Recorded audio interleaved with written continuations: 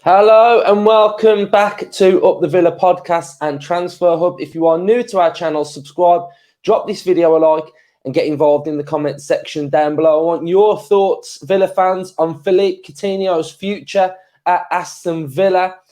We knew there was a bit of noise coming out of Villa that apparently Coutinho might be going back to Brazil. Coutinho might be leaving Aston Villa. But the noise is getting a little bit louder now. This is coming from Goal BR that Coutinho has asked permission for Aston Villa to leave, and the potential suitors are going to be Corinthians. So I just thought I'd come on, give my thoughts about Coutinho and where my headspace is at, and I'd love to hear your thoughts in the comment section down below. So Coutinho. Came to Aston Villa, massive superstar, won stuff, Barca, Liverpool, fantastic player, tremendous player. And I was absolutely buzzing when he arrived. I was absolutely buzzing. And he hit the ground running, didn't he? He absolutely hit the ground running. He was fantastic. I go back to the day that I met him, and it was after that Southampton game. And I'd probably say that's one of the best single-handed performances I've seen at Aston Villa. He was electric. He was magic. He was on fire. His assists, his way of pass, his goal, when he sort of took it round the player or the keeper and tucked it away. His debut was fantastic. And he arrived like he was class, absolutely class. And I'd say for last season, he was better at the start when he arrived, and he was decent for that spell. He was decent. He did tail off towards the end, but he was decent. There was bright sparks there.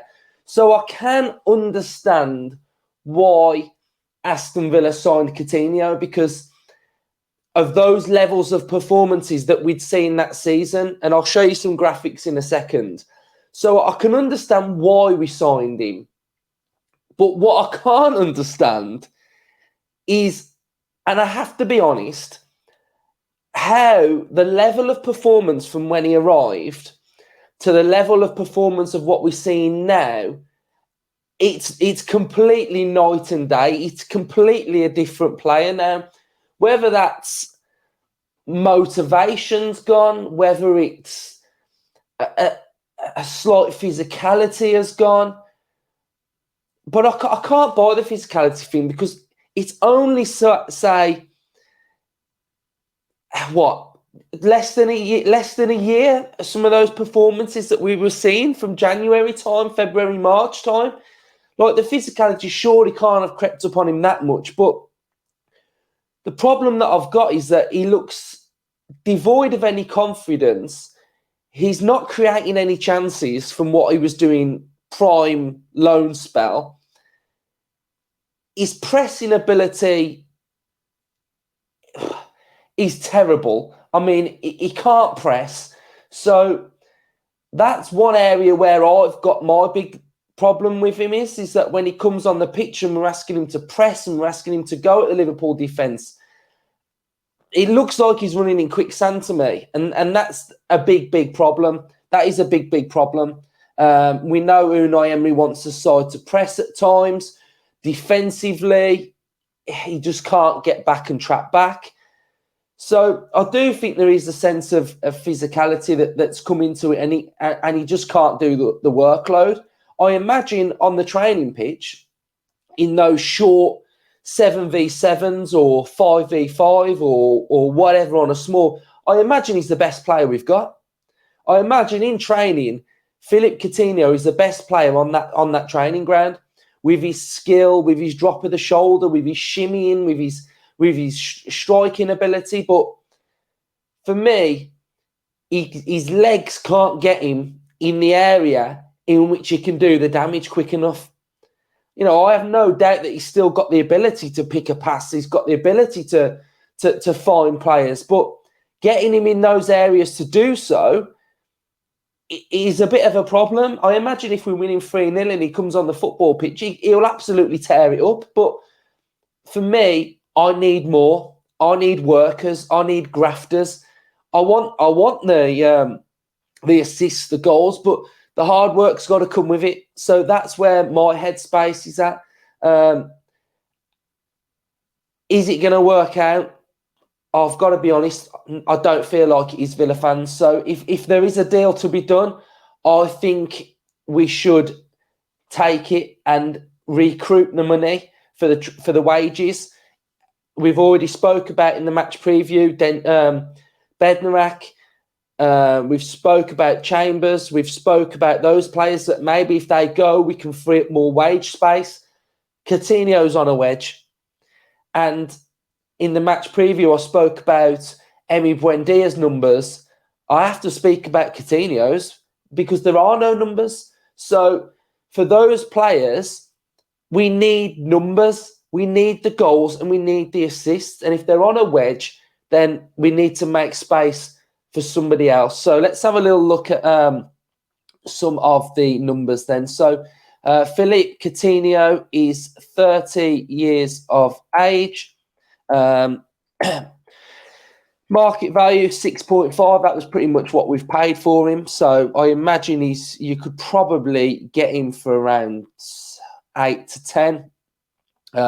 This is his heat map so far this season. So as you can see, his average rating is 6.62. Heat map heavy in this area here. This is the area where he's really, really heavy. But for me, this is the area here where I've got a slight problem with the workload. So, yeah, he's in the right area where you want him to be, but for whatever reason, he's just not doing the damage. Whereas if we have a look at Emi Buendia's heat map, a little bit more around this area, heavy around this area, supporting Luca Dean. Heat map in and around the football pitch in different areas. Maybe he's playing in different roles. That's that game there. So, but yeah, heat map a little bit different. Jacob Ramsey playing in this position as well. Heat map heavier around here, heavier around here. So the more of a workload around those areas. And I just want to show you, if we share the screen again, another point that I'm trying to make is that, let me just try and get it up. There we go. So the point I'm trying to make as well is, if you have a look at this now, so I've run out of players here, basically. So imagine you've got a back four, you've got your double pivot, you've got your wide right player, and then you've got your two up top. So you've got Ollie Watkins, Leon Bailey, and then you've got John McGinn. This area here is where we've got Jacob Ramsey potentially playing in this system. You've got Emi Buendia, who's playing in this system, who played against Liverpool. And then you've got Philippe Coutinho. But for me, I would prefer Emi Buendia and Jacob Ramsey to be in this role over Philippe Coutinho, because it's the workload in these areas, supporting the fullbacks, so helping out in midfield. And that's the reason why I don't feel like Coutinho can play that role. Maybe he could play this role where Leon Bailey plays, and then you could potentially move Leon Bailey into that area, and then you've got, say, a Ramsey in that area. Maybe potentially some games that could potentially work, but on this left-hand side here, I'm really struggling to see how he's going to get the game time needed. Now, I know he's been injured, so maybe that has sort of meant that his performances have not been too strong. But yeah, I'm just not sure. I'm just not sure he's gonna be a long-term Villa player. If we have a look at his stats when he first came to the football club, you know, 8.8, 7.1, 7.1, 7.1, 7.8, 7.4. He had an 8.3 at Brazil, 7.1 on his debut at Manchester United. And then so far this season, we've had a 7.1, 6.0, 6.4. Too many sixes, too many low sixes for me. And he's, you know, when he came into the club last season, he got 5 goals, 3 assists, playing really well, you know, hardly giving the ball away, 92% there with his accuracy in his own half. And this season, we've got no goals and we've got no assists. So it's not looking good. It's not looking good for Coutinho, but I'd love to hear your thoughts, Villa fans. I'd love to hear where your headspace is at with Coutinho. We've got predicted lineup out later today as well, so stay tuned for that. Go ahead and check out the match preview for Spurs as well. Thanks for all your support. Up the Villa.